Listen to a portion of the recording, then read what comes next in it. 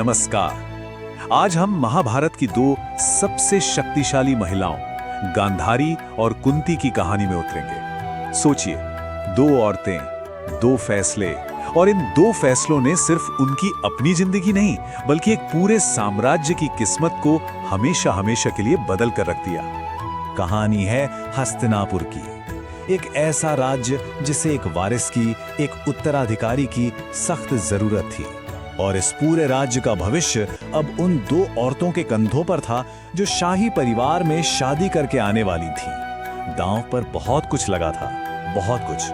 तो आज हम क्या-क्या देखने वाले हैं? पहले तो हम समझेंगे कि हस्तिनापुर में माहौल क्या था।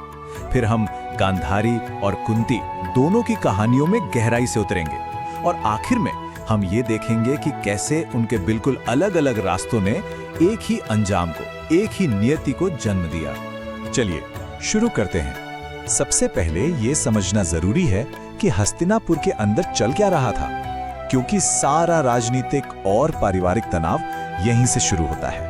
तो देखिए, मंच पर दो भाई हैं। एक तरफ है धृतराष्ट्र, सबसे बड़े राजकुमार, लेकिन जन्म से अंधे होने की वजह से उन्हें सिंहासन नहीं मिला और मन में इस बात का मलाल है।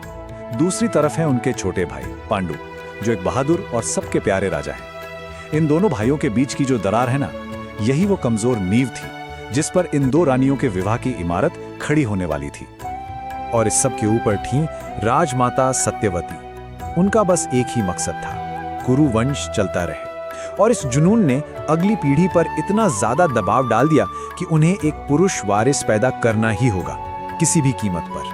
अब आते हैं गांधारी की कहानी पर।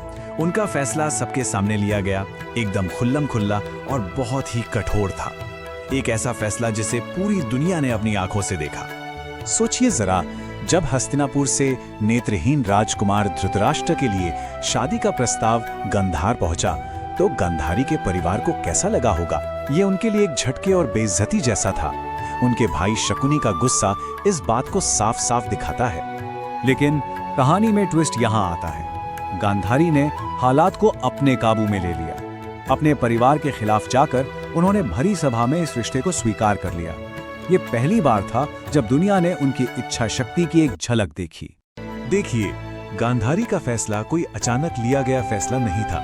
ये एक पूरी प्रक्रिया थी। बात प्रस्ताव स्वीकार करने से शुरू हुई और अपनी आंखों पर पट्टी बांधने के उस हैरान कर देने वाले काम पर जाकर खत्म हुई। पर उन्होंने ऐसा किया क्यों? उनके लिए ये पत्नी धर्म निभाने और त्याग का सबसे बड़ा सबूत था। ये अपने पति की सच्चाई के आगे पूरी तरह से झुक जाने जैसा था, सबके सामने, पूरी दुनिया के सामने। अच्छा, अब कहानी का रुख कुंती की तरफ मोड़ते हैं। उनकी कहानी गांधारी से बिल्कुल उल्टी है। उनका चुनाव अकेले में, अंधेरे में किया गया था। एक ऐसा राज जिसे उन्होंने जिंदगी भर अपने सीने में दफन करके रखा। कुंती का अतीत बहुत उलझा हुआ था। एक वरदान को आजमाने की एक छोटी सी भूल ने उन्हें एक ऐसी मुश्किल में डाल दिया जिसका कोई हल नहीं था। उन्हें एक ऐसा बेटा मिला जिसे वो कभी अपना कह नहीं सकी, और ये राज उनकी पहचान का एक हिस्सा बन गया। इसे हम अविवाहित माँ की दुविधा कह सकते हैं। समाज का दबाव इतना ज्यादा था कि उनके पास कोई सही रास्ता था ही नहीं। या तो वो अपनी इज्जत गंवाती या अपने बेटे को। ये एक ऐसा बोझ था जिसे उन्हें बिल्कुल अकेले उठाना था। यही सवाल कुंती के डर की जड़ में था। समाज क्या कहेगा, लोग क्या सोचेंगे, इसी डर ने उन्हें अपने बेटे को छोड़ने पर मजबूर कर दिया। उनका फैसला उनकी मर्जी से नहीं बल्कि समाज के डर से निकला था। तो अब हम दोनों कहानियों को जान चुके हैं। अब वक्त है इनकी तुलना करने का। आइए देखते हैं कि इन दो रानियों के फैसले, उनकी वजह और उनके बोझ एक दूसरे से कितने अलग थे। ये टेबल सब कुछ साफ कर देती है। गांधारी का चुनाव एक सार्वजनिक कर्तव्य था, पत्नी धर्म से जुड़ा हुआ। उनका बोझ यानी उनका अंधापन सबके सामने था। दूसरी ओर कुंती का चुनाव बिल्कुल निजी था, अपनी इज्जत बचाने के लिए। उनका बोझ एक राज था जिसे वो अकेले ही ढो रही थी। इससे पता चलता है कि मुश्किलों का सामना करने के उनके तरीके कितने अलग थे। गांधारी ने अपने दर्द को दुनिया को दिखा दिया, उसे एक साझा अनुभव बना दिया।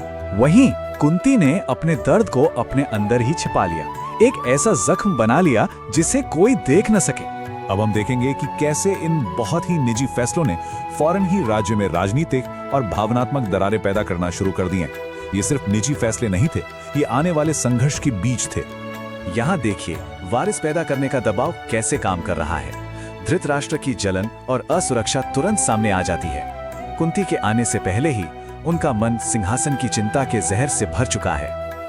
और कुंती के लिए, उनके लिए रानी बनने का मतलब था फौरन कर्तव्य निभाना। अपनी शादी की रात ही उन्हें अपने दुख और अपने राज को एक रानी की मुस्कान के पीछे छिपाना पड़ा, क्योंकि राजा पांडु युद्ध के लिए निकल पड़े। उनका शाही कर्तव्य उनके निजी दुख पर भारी पड़ गया।